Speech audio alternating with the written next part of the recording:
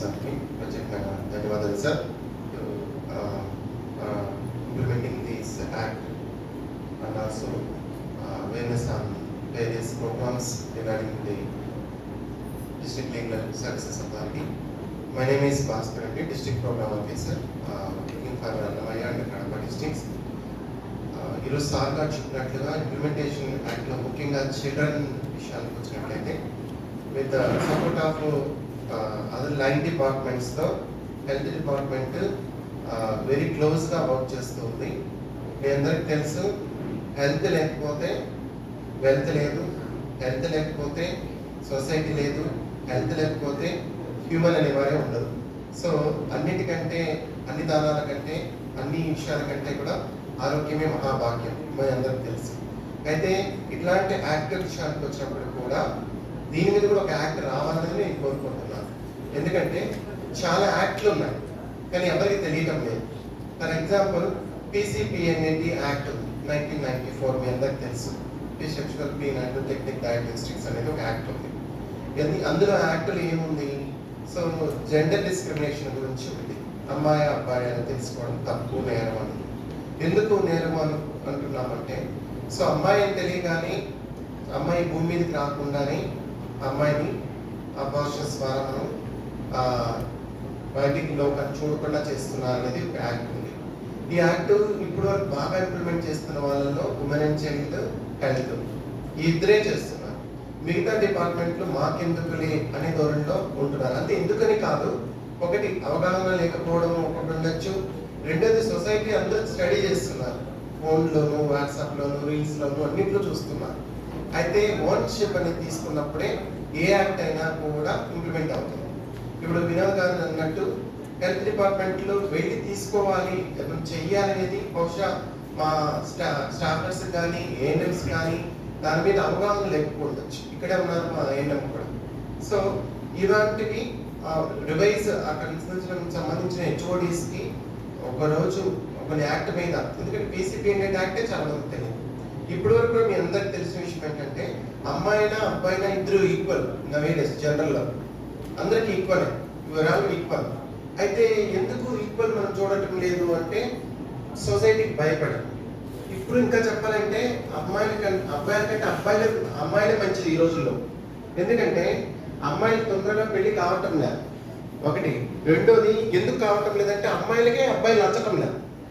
అబ్బాయికి సొసైటీలో మంచి పేరు ఉండాలి, మంచి ప్యాకేజ్ ఇచ్చి అల్లుడు వచ్చి అల్లుడు మంచిగా ఉండాలని కోరుకుంటున్నారు.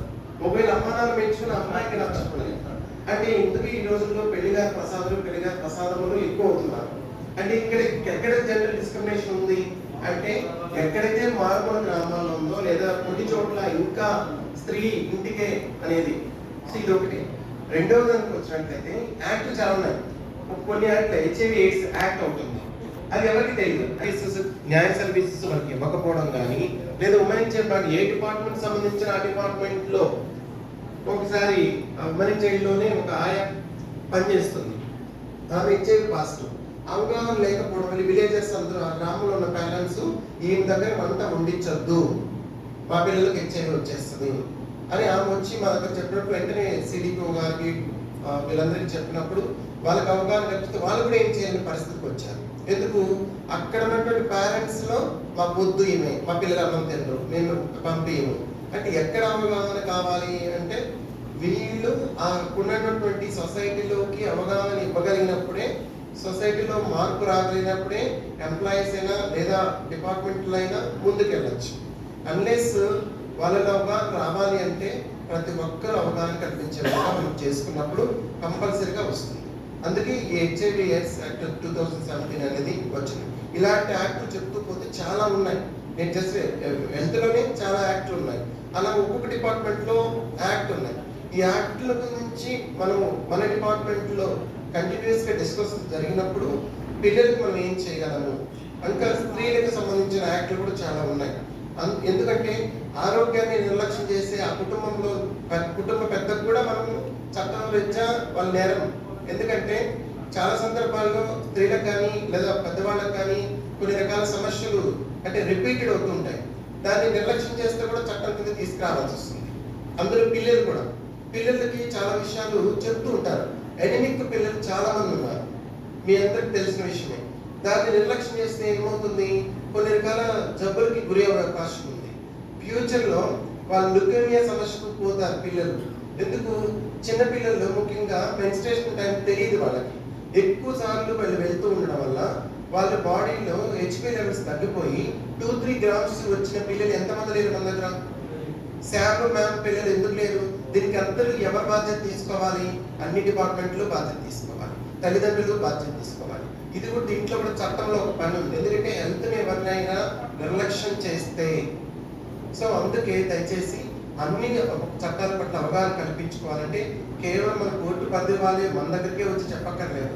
ఈ రోజు సోషల్ మీడియా చాలా యాక్టివ్గా ఉంది, చాలా విషయాలు మనకి యాక్టివ్గా ఉన్నాయి. ఇవన్నీ తెలుసుకొని తప్పకుండా మరి ఇంకా బెస్ట్గా ఇంప్లిమెంట్ చేస్తారని ఆశిస్తూ మరి అవకాశం ఇచ్చినట్టు డిఈఐసి సెంటర్స్ కూడా మన దగ్గర హెల్త్లోను అలాగే హ్యూమన్ చైల్డ్ డిపార్ట్మెంట్ ప్రయత్నం జరుగుతుంది. అంతేకాకుండా శామ్ మ్యామ్ కూడా సపరేట్గా మనకు హాస్పిటల్లో సపరేట్ ప్రొవిజన్ ఉంది.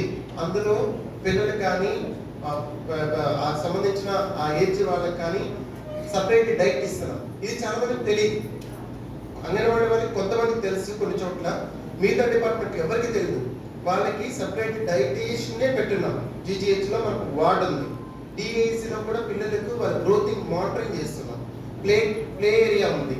ఇవన్నీ చాలా మంది తెలియదు. అంతేకాకుండా వన్ స్టాప్ సెంటర్లో వస్తున్నట్టు బిలో 18 years వాళ్ళకు కూడా సపరేట్ కౌన్సిలింగ్తో పాటు వాళ్ళ హెల్త్ మోటర్ మీద సపరేట్ స్కీమ్స్ మనం చేస్తున్నాం.